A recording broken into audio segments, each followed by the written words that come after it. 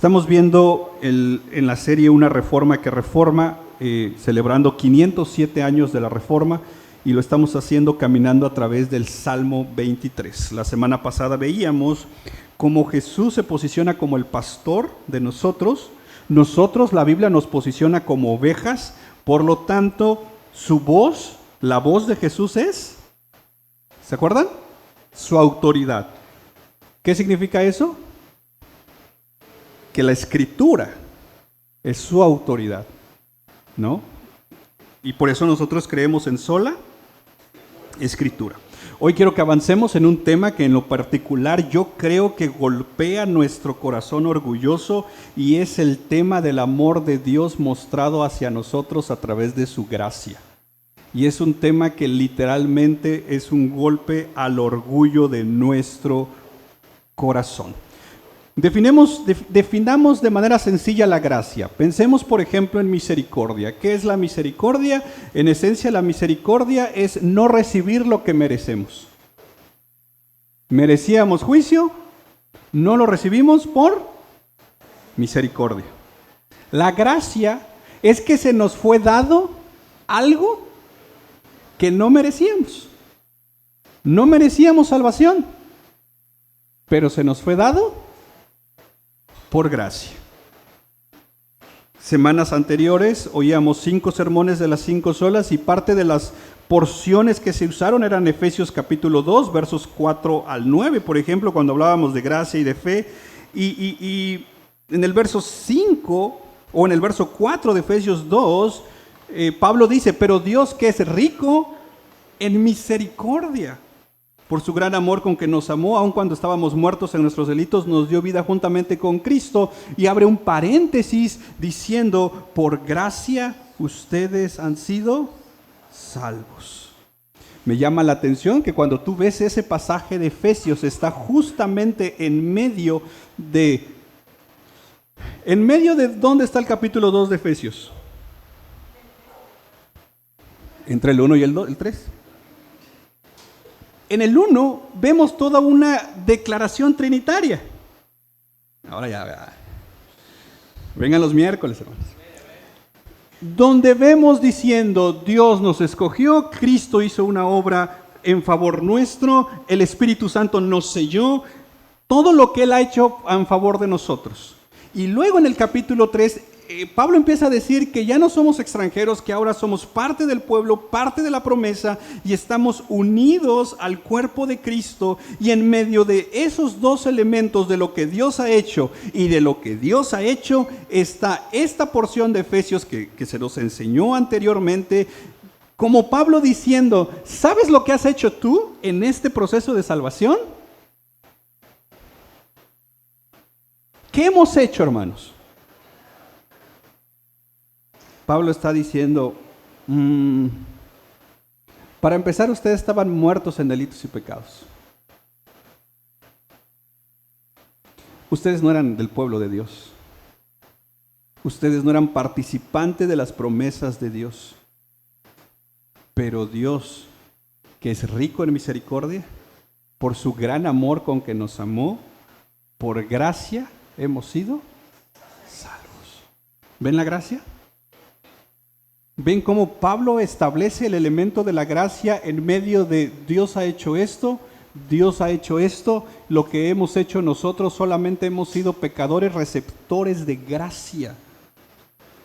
Lo único que hemos sido es ser vasos de barro que han recibido por la misericordia de Dios gracia. Y vuelvo a repetir, estoy consciente que son doctrinas controversiales cuando hablamos de la gracia, y en la Reforma fue literalmente ver estas doctrinas, y como diría el profesor Cornelius Venema, dijo: el tema central de la Reforma, la doctrina de la justificación libre, nació al redescubrir el evangelio de la gracia. Los reformadores dijeron: la salvación es por gracia únicamente. Roma dijo, no, los seres humanos pueden conseguir algo de gracia, pueden merecer gracia, pueden cooperar en la gracia. Los reformadores dijeron, no, nosotros creemos que los seres humanos no podemos hacer nada en favor nuestro, todo es un regalo de Dios. Los reformadores enseñaron que la salvación comienza con Dios y termina con Dios. Los reformadores enseñaron que todo aquel que hoy está en la gracia es porque ha sido movido por la obra del Espíritu Santo, por el poder de la palabra predicada. Por eso Lutero dijo, yo no he hecho nada, lo único que hice fue predicar la palabra e irme a dormir. Agregó otra frase, pero no se las digo porque luego pretexto andamos buscando, pa. No, como Lutero, dice. Sí, porque me decía una, pero Lutero dice, tomaba cerveza, sí, pero puso 95 tesis. Pon tu 95 tesis y después hablamos. La Reforma quería subrayar la verdad de que solo Dios crea y realiza redención en el pueblo. Por eso nosotros creemos que la gloria es de Dios, porque quien hace la obra de salvación es Él únicamente. La salvación es por gracia.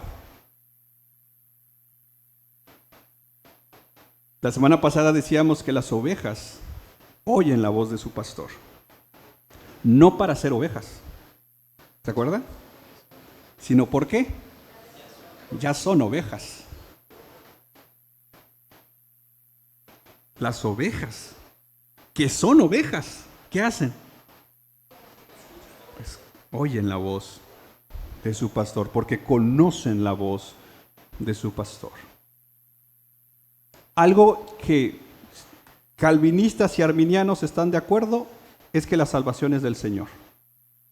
Ya si el arminiano o calvinista se quiere robar la gloria a Dios, ese es problema de cada uno.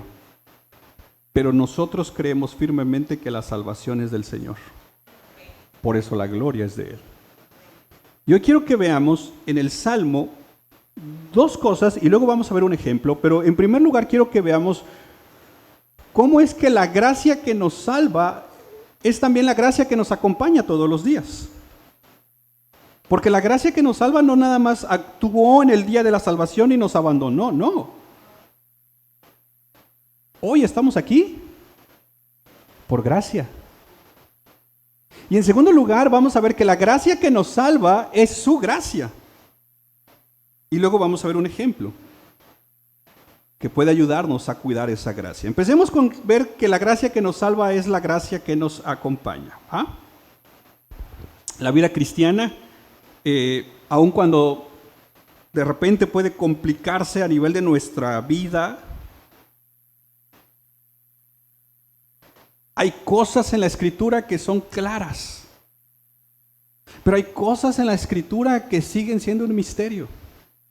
Y un misterio no en el sentido de que no las leamos, un misterio en el sentido que no las entendemos muchas veces, ¿verdad? Hay cosas, no sé tú, tal vez me estoy equivocando, tal vez tú sí. Yo en lo personal veo cosas en la Biblia que no las entiendo. Y por ejemplo, cuando hablamos de la salvación, hay este elemento de misterio, por así decirlo, como por ejemplo pensar, si Dios nos salvó, ¿no sería mejor que ese mismo día te hubiera llevado con Él?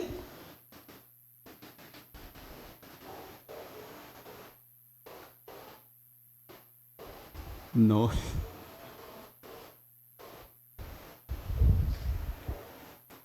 Porque, a ver, ¿sabía Dios que íbamos a fallar?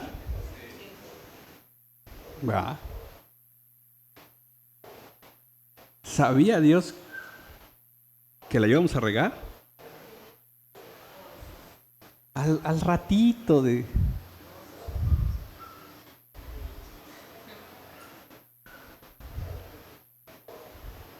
Y ojo, todos los días fallamos. Y todos los días Dios sigue mostrando gracia. Para mí ese es un misterio. Y es ahí donde contemplo los atributos de Dios que van, por eso hablábamos en la clase de teología de los atributos incomunicables, en el sentido de no lograr entender, porque muchas veces cuando cometemos el error de humanizar a Dios, ubicamos a un Dios que en algún momento nos va a cortar su gracia. Y hemos sentido momentos que tal vez las cosas no están caminando bien en nuestra vida, de decimos, es que creo que Dios no me ama, es que creo que Dios ya no está conmigo, es que creo, no, esas son ideas que nos formamos nosotros con base en las circunstancias, pero en el carácter de Dios sigue firme porque Él es inmutable, Él no cambia y su gracia sigue fluyendo, literalmente es un río de gracia todos los días para nosotros. La gracia que nos salvó es la gracia que sigue acompañándonos día a día. El problema surge cuando nos olvidamos de esa gracia. Por eso, es curioso cómo nos escandalizamos por el pecado de un hombre, pero no nos escandalizamos por nuestro pecado.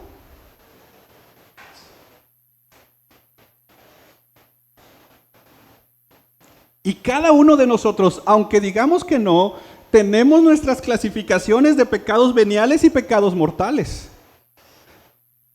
en el cual bajo esas clasificaciones nosotros encontramos justificaciones para ciertos pecados diciendo, no, estos no, pero si eso lo veo en el otro, ahí sí.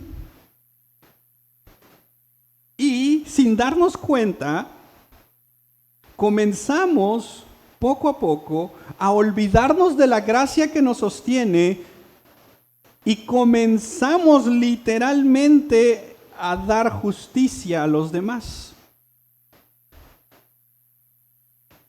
Nos olvidamos que estamos aquí por gracia, que somos sostenidos por gracia, somos guardados por gracia y en cuanto el otro falla, le aplicamos justicia. En cuanto el otro no llena según mis expectativas, le aplicamos justicia, pero yo sigo demandando gracia para mí. Ese es el problema cuando nos olvidamos que la gracia que nos salvó es la gracia que nos sostiene.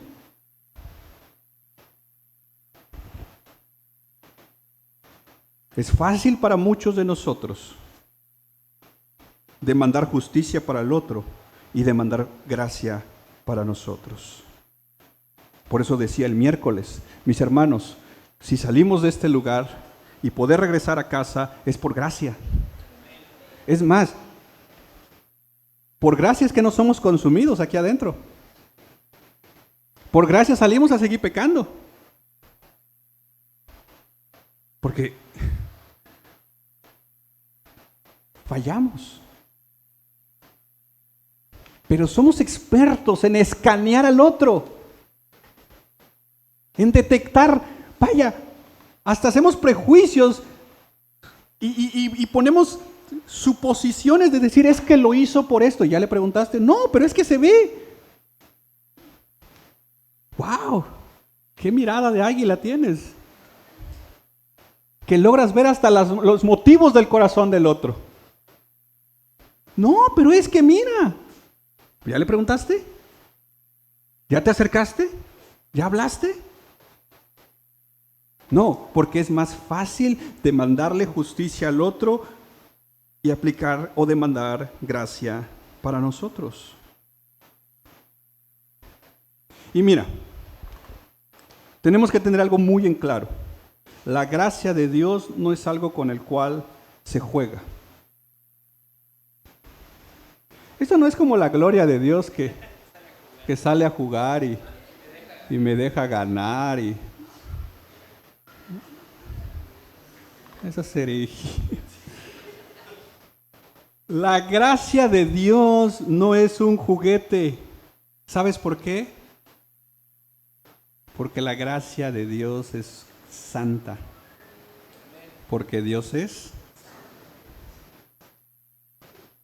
Con la gracia no se juega. Y creo yo que tenemos buenos ejemplos.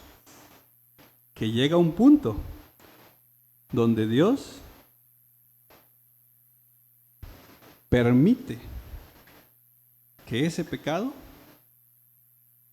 salga. Y eso, yo siempre lo veo así. Si es de este lado de la eternidad, aún eso está en medio de la gracia. Porque qué horrible fuese que Dios no hiciera nada y nos hace morir en nuestros pecados, donde entonces después ya no hay salvación.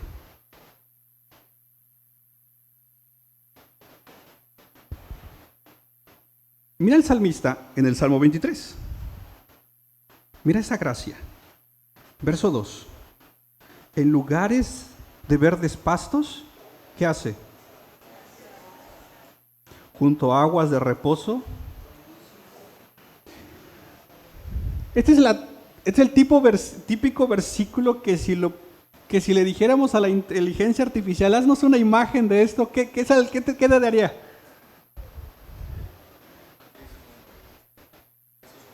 Jesús con una oveja, ¿qué más? Una oveja, un arroyo, un campo, pero la cara de la oveja toda distorsionada. ¿Verdad?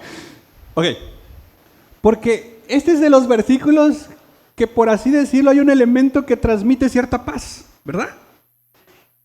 Y uno ve estos versículos y dice, wow, este es mi Señor.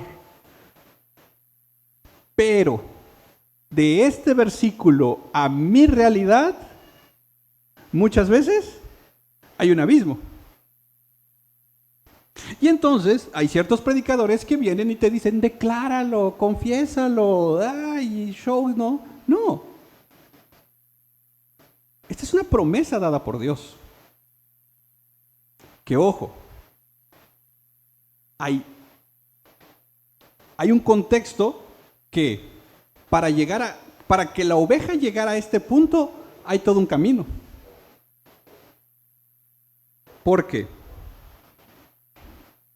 en el tiempo de Israel, donde podamos posicionar el Salmo 23, el pastor salía con sus ovejas, las iba guiando, y literalmente tenía que caminar en medio de los desiertos. Hay momentos donde se pierde una oveja, y de hecho a David hay un momento donde lo mandan a buscar una oveja, lleva como 2-3 días buscando a la oveja. ¿Qué nos hubieran dicho si nos piden a nosotros que no hay? Pero hubiera sido a la otra tienda, está cerrado. 2-3 días buscando a la oveja. Encontrar estos lugares en un desierto no era fácil. El pastor tenía que guiar literalmente por caminos difíciles, por situaciones difíciles. Es por eso que en algún momento David llega a decirle a Saúl, mira, yo he peleado contra osos, leones. ¿Por qué? Porque ser cuidador de oveja no era como, ay, tu flautita, abajo del árbol. No.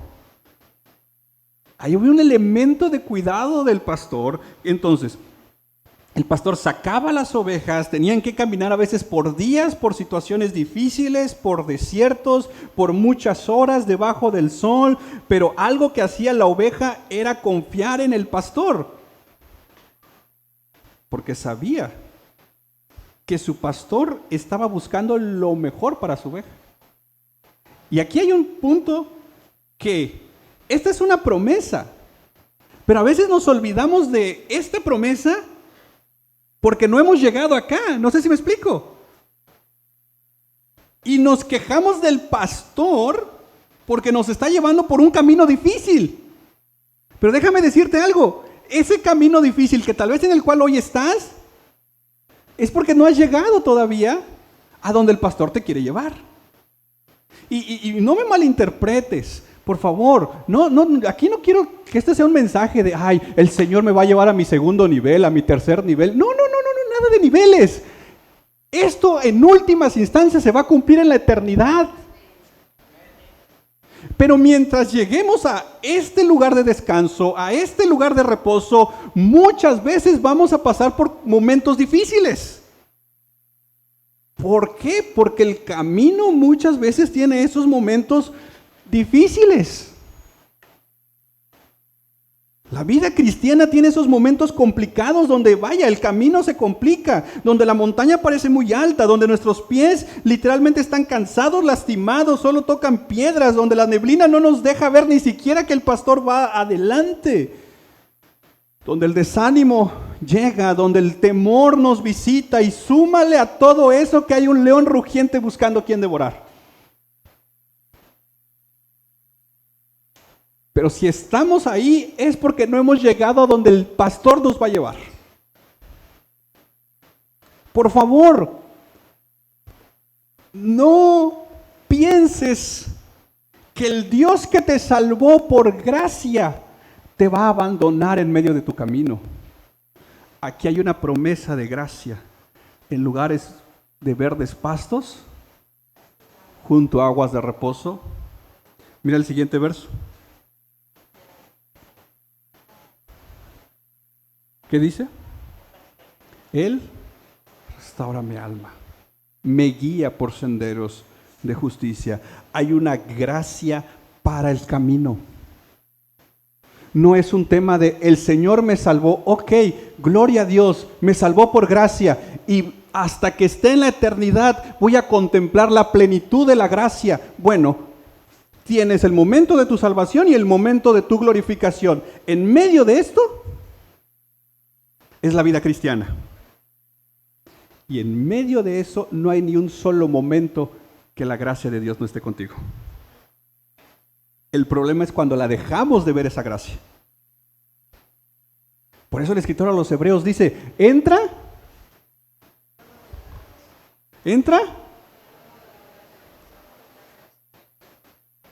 Y a pocos lugares entramos confiadamente. Yo creo que al único lugar que puedes entrar confiadamente es... A veces ni hay.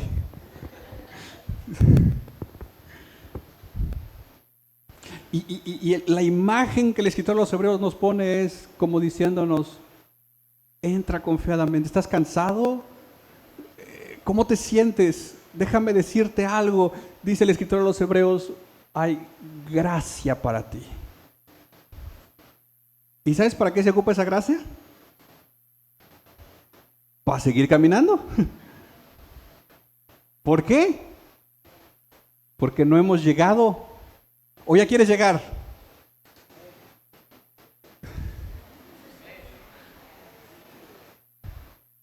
¿Pero a dónde? A mi casa.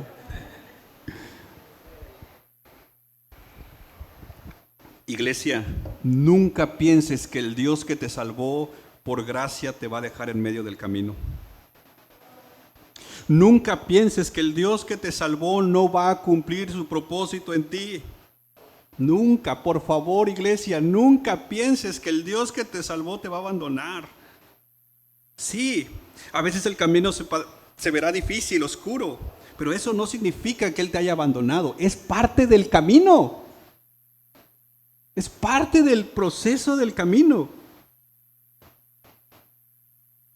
Acuérdate, Juan 10 dice que el pastor da la vida por sus ovejas. Mis hermanos, eso es gracia. No te sientas solo, no te sientas sola, el Señor está contigo. Sí, es que hay esta situación y esto. ¿Y sabes cuál es el problema? Es que muchos buscamos las salidas fáciles, pero cuando Dios está procesándonos, aun cuando nosotros busquemos escaparnos, Dios va a solamente mover ese camino y te lo va a volver a poner acá. ¿Por qué? Porque el Señor quiere obrar en ti, no en el camino. Al Señor así puede cambiar tu camino. Pero al Señor no le interesa cambiar tu camino. Al Señor le interesa cambiarnos a nosotros para parecernos más y mejor al Señor Jesucristo. Eso es más difícil. ¿Qué nos encantaría? Señor, cámbiame el camino. ¿Qué significa eso? Es cambia a mi jefe, cámbiame de trabajo, quítame este problema, que aparezca paga en mi cartera. Por eso muchas predicaciones de repente se engloban en, Señor, cámbiame las circunstancias. Hay hasta alabanzas que dicen es el Señor que cambia las circunstancias, pero lo que vemos en la Escritura no es un Señor, sí, que puede cambiar las circunstancias, pero en primer lugar el Señor está formando la imagen de su Hijo en cada uno de nosotros y muchas veces lo que va a usar para eso es caminos difíciles y personas. ¿Verdad? Dice, ya viste, mujer. Dice. Tú le dices. Son instrumentos de gracia. Es que iban a decir amén. De hecho, mira nuevamente el verso 3. Él, ¿qué hace Él? Para que se restaure algo que tuvo que haber pasado. ¿Verdad? Muchos necesitamos y estamos en ese proceso de restauración. ¿Y qué está restaurando Él? Lo que se perdió en el pecado. Su imagen. Él está restaurando su imagen en nosotros. ¿Te acuerdas cuando vimos Imago Dei? Él está restaurando esa imagen en nosotros. Y no sé tú, pero yo veo mi vida y digo, no, me falta muchísimo. Porque lo hemos dicho, si te comparas con otros, ¿quién crees que va a salir ganando? Tú. Pero nuestro llamado no es compararnos con el otro. Tu llamado es compararte con. ¿Y cómo vas con Cristo? A ver, el orgulloso dice, lo veo ya. Otros dicen, no, bueno, no tanto como Cristo, pero como Pablo, dice.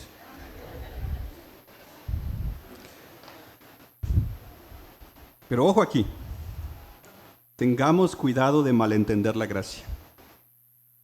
Porque un malentendido de la gracia es decir, ok, entonces puedo seguir pecando, al final del día es por gracia. Cuidado de caer en eso, hermanos. Porque creo yo que últimamente hemos visto cada ejemplo de que con Dios no se juega.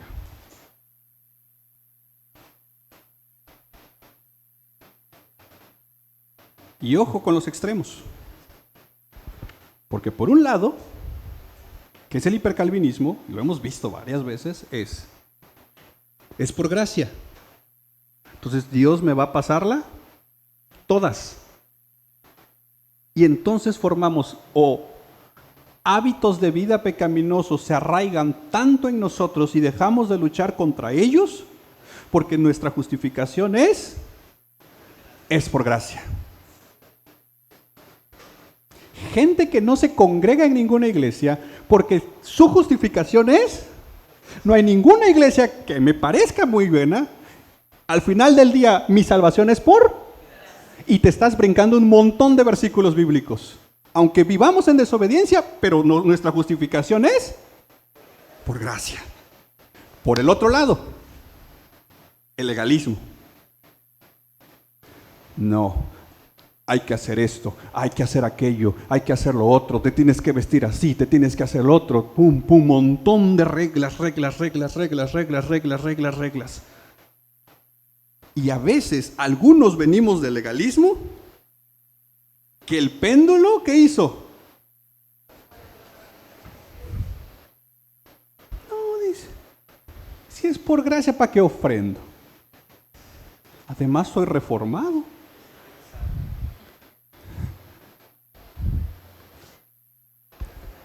Yo no he visto que alguien regrese al péndulo del legalismo.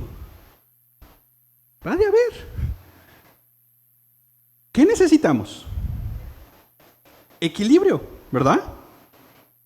¿Y cuál es el punto de equilibrio? El punto de equilibrio siempre va a ser, vivimos por gracia, por tanto buscaremos agradar a aquel que nos salvó por gracia. ¿Cómo? Yendo en su palabra, con la ayuda de su gracia, obedeciendo su palabra desde su gracia,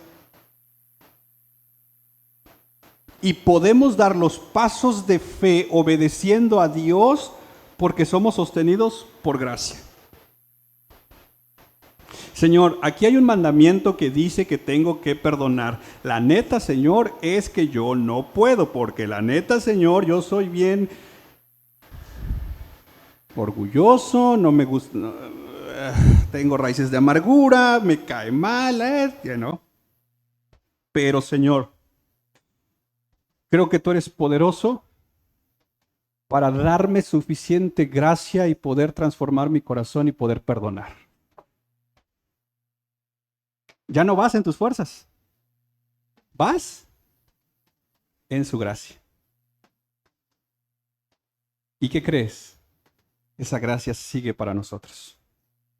Ya no es un tema de, ¿puedo seguir pecando? Al final de cuentas es por gracia. No, ya es, puedo luchar día a día porque tengo gracia. Puedo luchar contra estos hábitos pecaminosos que literalmente me dan bofetadas en la intimidad porque vuelvo a fallar, vuelvo a fallar, vuelvo a fallar. Puedo luchar con esto porque hay gracia para mí que me ayuda en mi día a día. La gracia que me salvó no es una gracia que fue manifestada en una única ocasión, no.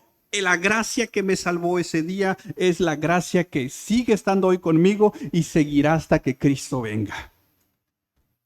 Por eso la vida cristiana es por gracia. Pero debemos de recordar algo. La gracia que nos salva es su gracia. Mira el final del verso 3.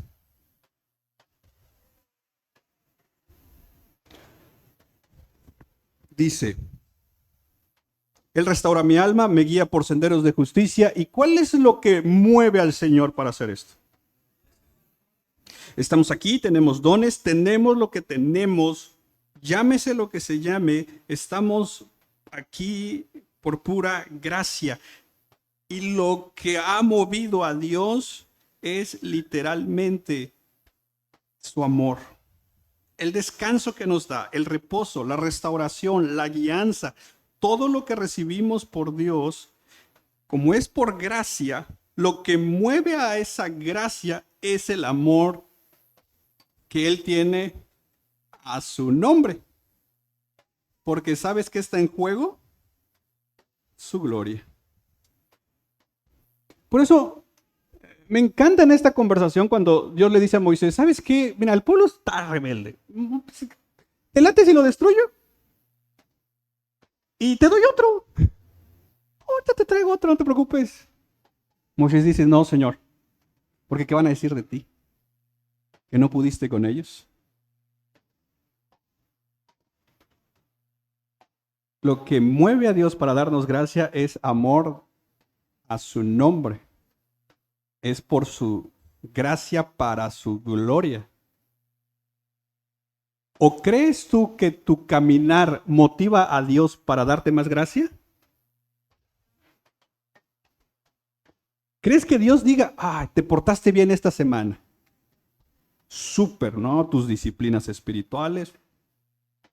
Ya pasaron el reporte de lista.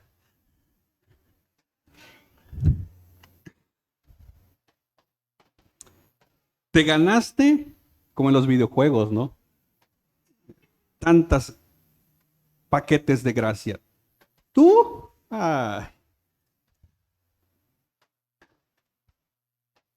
Pura desgracia.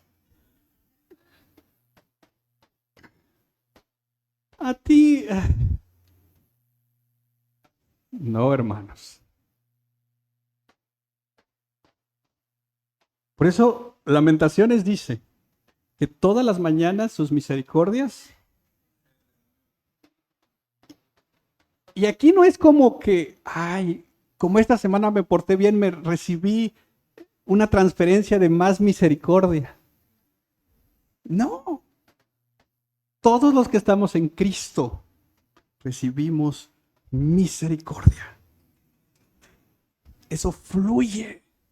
Me encanta Piper que lo dice. Es como literalmente si alguna vez te has puesto en la corriente de un río, dice, esto está fluyendo segundo a segundo. Estamos aquí por gracia, segundo a segundo. Es la gracia que nos sostiene. Si Dios quitara esa gracia,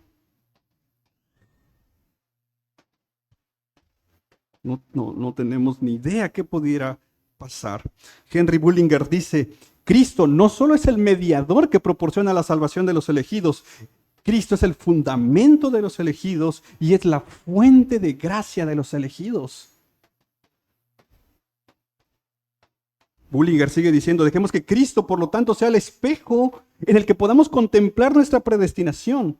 Tendremos un testimonio suficiente y claro de que estamos inscritos en el libro de la vida si tenemos comunión con Cristo y solo Cristo es nuestro fundamento.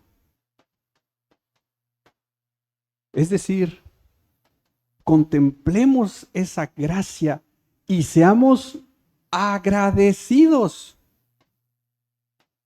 Y que esa gracia sea el motor de lo que hacemos. ¿Por qué le sirves a Dios? Porque has recibido gracia. No le servimos a Dios por lo que Él nos vaya a dar. No, sino porque Él ya nos dio. Y nos sigue dando. Quiero cerrar por temas de tiempo con un ejemplo. Ve conmigo a Primera de Reyes, capítulo 16, verso 29. Tengamos cuidado en descuidar la gracia. Primera de Reyes 16, por favor, 29 al 33. ¿Me regalas una servilleta? ¿Tendrán aquí? Es que el enemigo ya es una batizona aquí. 16, 29 al 33. ¿Le pueden dar lectura, por favor?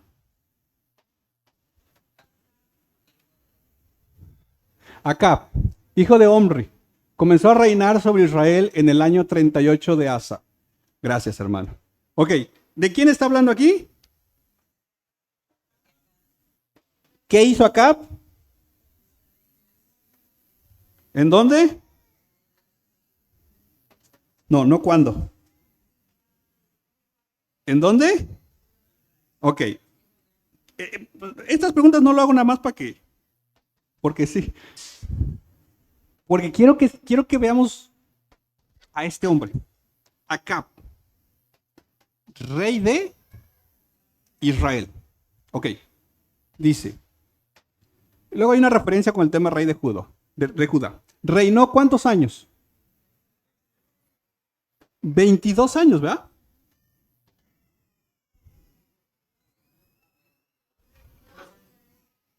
¿Se imagina algún presidente de la República reinando 22 años? Ojalá que nunca pase. Ok, verso 30. Y Acab, hijo de Omri, ¿qué hizo? ¿Más? Ok, ya vamos conociendo el perfil de este hombre, ¿no?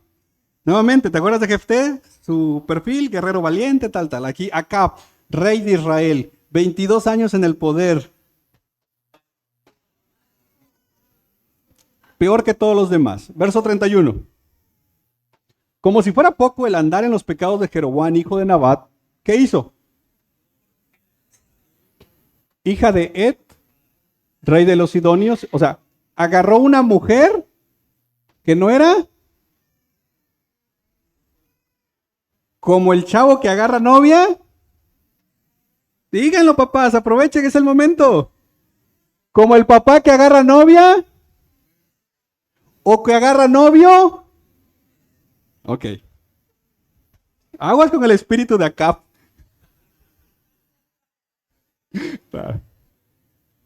Ok. Échenlo fuera en el nombre de Jesús. No. Bueno, sí. Ok. Vamos ubicando el perfil de este hombre, ¿no? Casado con una mujer que no tenía nada que ver con Israel. Rey de los Sidonios, Ed Baal, el papá de esta mujer. ¿Y qué hizo? Acab fue a servir. Y no solo a servir, lo adoró. O sea, ya hay un elemento de adoración. Como si fuera 32. Edificó un altar a Baal en la casa de Baal que edificó en Samaria. ¿Sabes quién le dijo esto? Dice, no, yo la voy a convertir a ella, dice Acab. ¿Pero en qué? En tu segunda mamá, decía un predicador. No, dice, no, ya lee su Biblia, dice. ¿Pero cuál? Bueno, este hombre empezó a hacer lo que su mujer le dijo. Altar a Baal. Verso 33. Acab hizo también una acera, que era otra deidad, otro ídolo, vaya. Así Acab hizo más para provocar el Señor Dios de Israel que todos los reyes de Israel que fueron antes que él. Va. Ya conocimos a este hombre, ¿va? Ok. Primera de Reyes capítulo 17, verso 1 al 7. Primera de Reyes 17, verso 1 al 7. Elías, el tisbita, que era de los moradores de Galad, le dijo a Acab, hay un encuentro entre Elías y el rey. Y le dice, vive el Señor, Dios de Israel, delante de quien estoy, que ciertamente no habrá rocío ni lluvia en estos años, sino por la palabra de mi boca. Verso 2. Y vino Elías la palabra del Señor diciendo, sal de aquí y dirígete hacia el oriente y escóndete junto al arroyo Kerit, que está al oriente del Jordán. Y beberás del arroyo y he ordenado a los cuervos que te sustenten ahí. Él fue e hizo conforme a la palabra del Señor, pues fue y habitó junto al arroyo Kerit, que está al oriente del Jordán. Y los cuervos le traían pan y carne por la mañana, y pan y carne al atardecer, y bebía del arroyo. O sea, eso del Didi mandados y todo eso no es nuevo. Ahí está. Sucedió que después de algún tiempo, el arroyo se secó porque no había caído lluvia en Israel. Ok. La pregunta es, ¿por qué Elías se aparece con Acab para decirle, bro, ya no va a llover? Porque pudo haber dicho otras cosas. ¿Por qué fue el tema de la lluvia?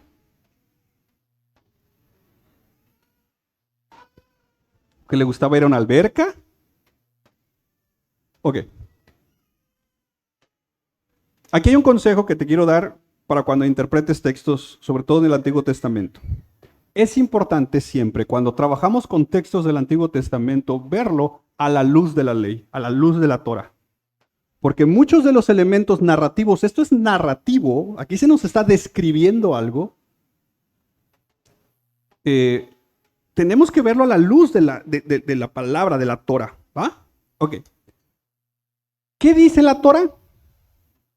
Vayamos un momento a Levítico 26, verso 1 al 4. ¿Me regalan unos minutos? Gracias. Son muy amables ustedes. Levítico 26, 1 al 4. Ustedes, mira lo que dice la Torah o la ley.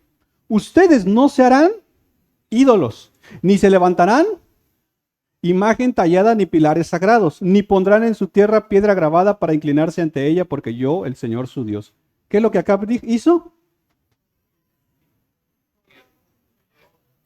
Todo lo contrario, ¿eh? Ok, verso 2. Guardarán mis días de reposo, tendrán mi reverencia, mi santuario, yo soy el Señor. 3.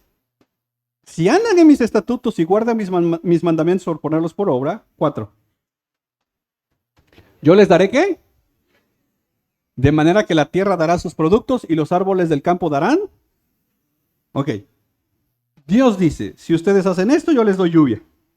Pero si hacen lo contrario, yo se las quito. Porque el elemento de la lluvia iba a traer otros problemas. No iba a morir el ganado, no iba a haber cosechas, iba a golpear la economía, muertes. O sea, era un golpe devastador. Elías, en esencia, le está diciendo a Acab, has desobedecido a Dios. Y la consecuencia es... a Elías no se le ocurrió, ¿qué le hago a Acab? ¿Qué le hago? ¿Qué maldición le doy a este hombre? No. Elías se posiciona como un profeta de Dios para hablar de parte de Dios la palabra de Dios. Y Elías conoce la Torá, conoce la ley. Y sabe Elías que en la ley dice que si desobedecían Dios iba a hacer algo. Lo único que está haciendo Elías es Acab. La Biblia dice. No sé si me explico. Es más, mira Deuteronomios capítulo 13, verso 13. Aquí es un poquito más específico. Deuteronomios 13:13, por favor. Han sido hombres indignos de en medio de ti y han seducido a los habitantes de su ciudad. ¿Es 13?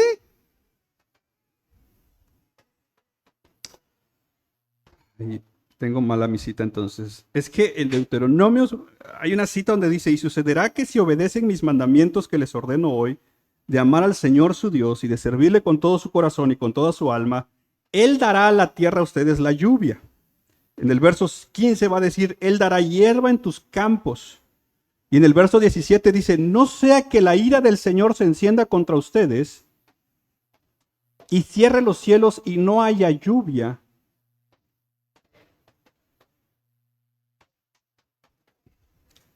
Por ahí está. 11:15. Gracias.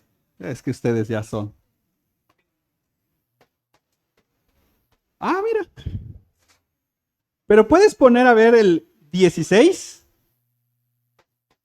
Aquí está. Gracias, hermanos. Perdonen, yo tenía mal mi cita aquí en mis notas. Tengan cuidado, no sea que se engañe su corazón y se desvían y sirvan ¿qué? Y los adoren. ¿Qué hizo Acab? Esto. Verso 17. No sea que la ira del Señor se encienda contra ustedes y no haya. ¿De dónde se sacó la idea de que no haya lluvia, Elías? ¿Dios se lo reveló en un sueño?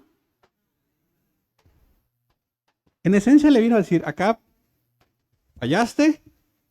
Dios dice que si ibas a hacer eso, te iba a quitar lluvia. Así que ahí va, no hay lluvia.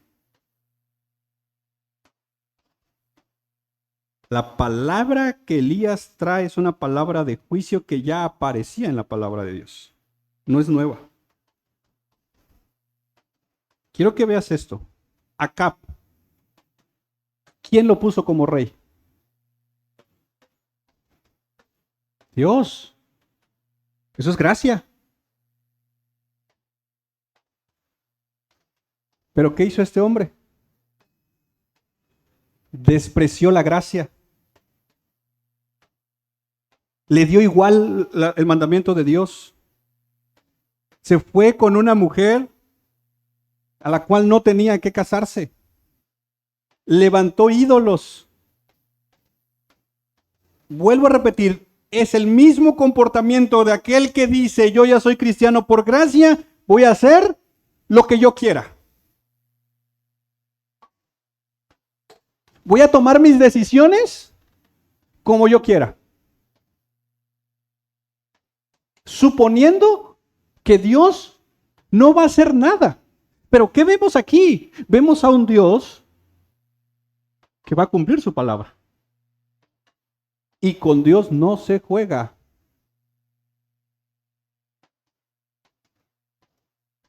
Cuidado en caer en la idea de, pero es por gracia. Tenemos a Acab, tenemos a Elías, tenemos la sequía como consecuencia del juicio, tenemos un desprecio de la gracia de Dios, pero al final de este capítulo de Primera de Reyes 17 va a aparecer un personaje más, ¿te acuerdas? La viuda de Sarepta. Sarepta es un lugar fuera de Israel. Y lo curioso de Sarepta es que ¿sabes a quién adoraban en Sarepta? A Acera y a Baal. Y ahí vivía la viuda de Sarepta. Vamos a ponerlo en un ejemplo ahorita. La viuda de Sarepta no era cristiana. Ok. Hay un momento donde el río se seca y Dios le dice a Elías, ve para allá. Verso 8, pues ahí está. Vino después a él palabra del Señor diciendo, levántate, ve a Sarepta, que pertenece a Sidón, y quédate ahí porque yo he mandado a una viuda que ahí te sustente. Él se levantó y fue a Sarepta. Cuando llegó a la entrada de la ciudad, ahí estaba una viuda recogiendo leña, entonces la llamó y le dijo, quiero que veas la escena, hay una viuda que, ojo, en el contexto del Antiguo Testamento y aún en el Nuevo, las viudas eran literalmente estar en un estatus social muy bajo. No había dinero, no había sustento. Por eso a Israel se le demanda cuidar a las viudas, a los huérfanos, a los extranjeros. Porque ser viuda, hermanos, vamos a ponerlo así, era lo peor que podía pasarle a una mujer. Y ahora esta mujer tiene un hijo y hay toda una sequía. La situación está complicadísima. Para que no te quejes porque se te fue el internet. Dices, ay, es que... Porque luego nos quejamos, ¿no? Mucho calor. Piensa un poquito en la viuda. Pues mira, entonces ella está levantando leña, ¿va? Ella no está de, ay, no es que no han pasado a vender leña, no, ella va por su leña. Va a estar recogiendo leña. ¿Y qué me aparece en la historia? Y las feministas van a decir, mira el patriarcado. Porque mira lo que Elías le dice cuando la ve. Verso 11. ¿Qué le dice a la viuda? Digo yo, mínimo ayúdale a levantar su leña. Pero bueno, hay detalles que no alcanzamos a ver. Te ruego que me traigas... No, pero bueno, como el verso 10. Aquí está. Te ruego que me consigas un poco de agua en un vaso para que yo beba. Verso 11. Cuando iba a conseguirla, la llamó y le dijo. Dice, ¿por qué no le dijo de una vez? ¿Conoces a alguien así?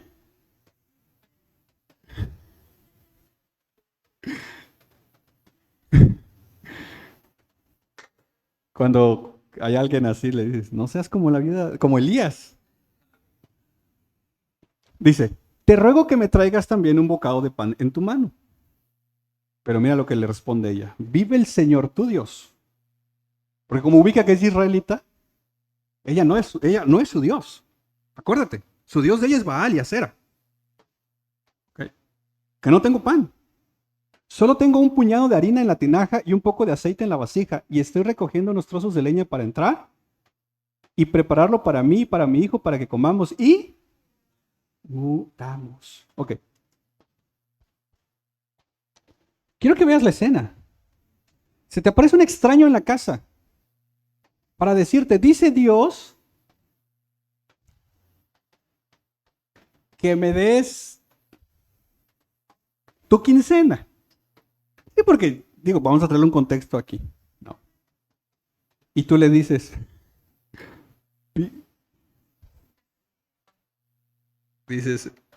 ya no es mi.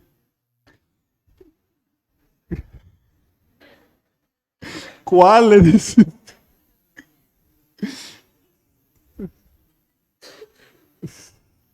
Todavía es 6 y ya no la veo llegar. Vive tu Dios, que ya no tengo. Solo tengo esto, que es para mi hijo, para mí, y después nos vamos a sentar a morirnos, porque ya no hay más. Esta es la escena. Acuérdate, hay un hombre, rey de Israel, puesto por la gracia de Dios, que despreció la gracia. Y por el desprecio que ese hombre tuvo a la gracia de Dios, trajo juicio a toda una nación. Ojo los que somos padres de familia. No vaya a ser que nosotros, por nuestra desobediencia y nuestro desprecio a la gracia, traigamos juicio a toda nuestra familia. Ojo. Y Elías aquí está más como el que va llevando estos mensajes, ¿no? Aparece con Acab, no va a llover, ahí nos vemos. Va en el arroyo, los cuervos, se acabó, ven, vámonos. Y ya ella aparece con la viuda, dame de comer. Y la mujer le dice, no tengo, solo esto lo vamos a comer y nos vamos a morir. Pero mira el verso 13. No temas. Estamos hablando de un hombre extraño para ella, ¿verdad? Ve, haz como has dicho. Pero primero hazme una pequeña torta de eso y tráemela. Después haz para ti y para tu hijo. O sea, es que hombre todavía es como que... Qué cristiano, ¿no? O sea, este hombre es como, no te pregunté si qué tenías. Hazme ahora mi torta. Por cierto, hay tortas hoy, ¿verdad? Tortas Elías. Ah.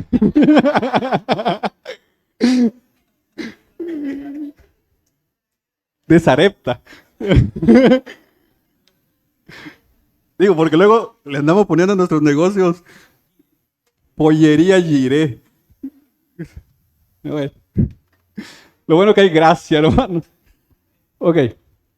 No, dice, haz ve, no te estoy diciendo que no. Es más, mira, ya hay otra leña, llévala. Haz como has dicho, pero lo primero que vas a hacer es para mí. Tráemela y después harás para ti y para tu hijo. Ok, verso 14.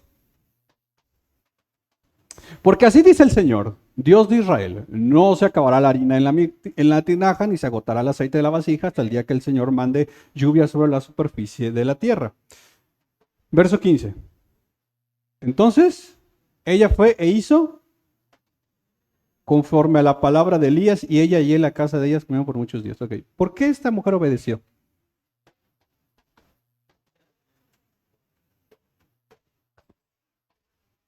¿Por qué obedeció? Miren, cuidado si escuchan un predicador usar este texto para pedirles paga. Esto no es para pedir paga. Esto no es vamos a hacer actos de fe y todo lo que hoy traigas, échalo. Primero dame a mí. No. Aquí no tiene nada que ver temas económicos. Si alguna vez escuchas este texto usado para pedir paga, levántate y vete de ahí. Por favor. Aquí hay un acto de gracia impresionante. Porque entre el versículo 14, puedes poner el 14, que termina diciendo, así dice el Señor, y el versículo 15, ella fue e hizo conforme a la palabra de Elías, algo pasó. Ahí hay algo. Esta mujer que no conoce a Dios, porque ella conocía a Baal y a Sera.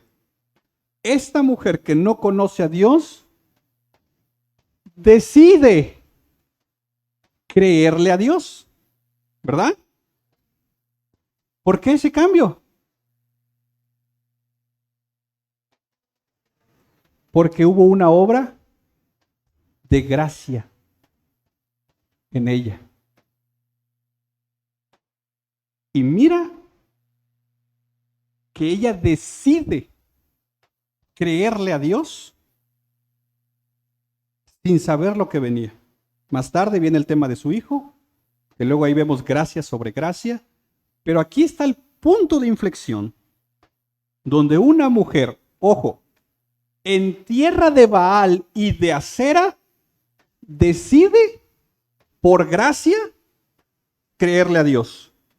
A diferencia de Acab, en tierra de Dios, puesto por la gracia de Dios, decide desobedecer a Dios. Cuidado, hermanos, de despreciar la gracia que nos salvó, estando en tierra de Dios, viviendo para otros dioses. La obra de gracia en ella la llevó a ¿qué?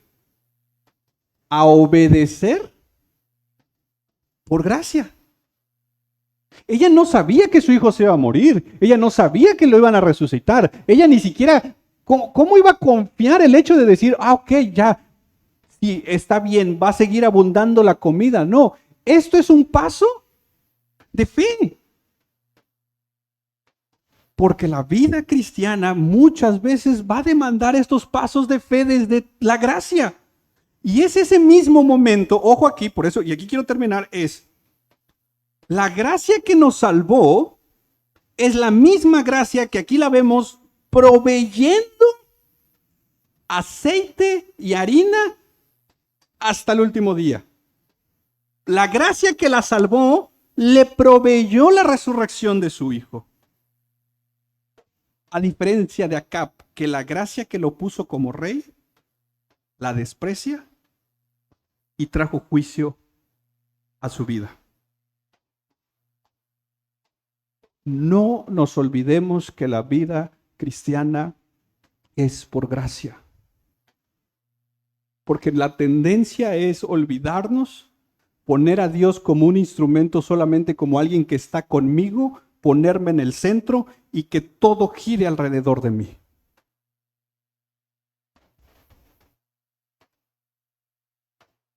Tomemos un tiempo para orar y agradecer por la gracia que nos salvó, pero agradezcamos por la gracia que hasta hoy nos sostiene.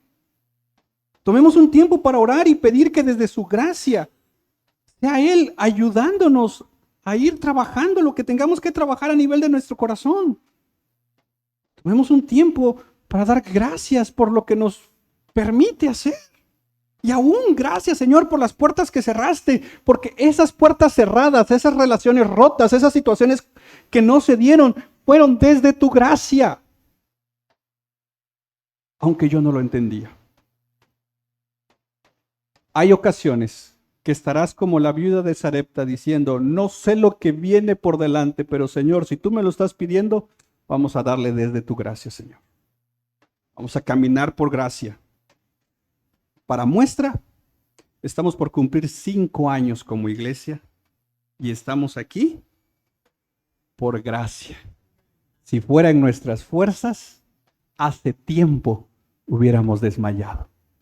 Pero estamos hasta hoy con proyectos, con planes, con sueños, con anhelos, con muchas bendiciones que creemos Dios todavía tiene porque descansamos en su gracia. Solo no juguemos con esa gracia. No hagámoslo de acá. No la despreciemos esa gracia. ¿Te parece si oramos? Padre, gracias por recordarnos que es por gracia. Gracias por recordarnos que tu gracia nos sostiene. Vamos, toma un momento y da gracias. Gracias por su gracia. Gracias porque hasta aquí estás. Hasta aquí el Señor te ha ayudado. Hasta aquí Él literalmente ha guardado tu vida, ha guardado tu familia. Vamos, tomemos un momento para dar gracias. Señor, gracias por tu gracia. Gracias por casi 5 años de Iglesia Reformada 242. Gracias por las familias que tú has traído, Señor. Gracias por las familias también que en el camino, Señor, se han ido también, Señor. Todo es dentro de tu gracia, Señor. Sé tú con cada uno de nosotros, Padre. Gracias por tu gracia a nivel personal, a nivel familiar, a nivel congregacional. Y ponemos todo, Señor, delante del trono de tu gracia. Quienes van a viajar mañana, quienes tienen planes de trabajo, quienes tal vez están pasando una situación difícil, quienes están en un momento complicado, quienes no han podido perdonar, quienes no han podido sanar algo, quienes están batallando con situaciones específicas. Recuérdales esta mañana, recuérdanos esta mañana que es por gracia únicamente. Y aquí hay gracia para nosotros. Vamos, iglesia, dale gracias por la gracia que hay aquí. Señor, gracias. Gracias por estar con nosotros. Gracias por cuidarnos. Gracias por tu provisión. Gracias por nunca dejarnos. Gracias por tu sustento. Gracias porque en los momentos más complicados tu mano nos ha sostenido, Señor. Gracias de verdad. En el nombre precioso de Jesús. Amén y amén. A Dios sea toda la gloria, la honra y la alabanza. Familia, nos vemos, si Dios permite, el miércoles.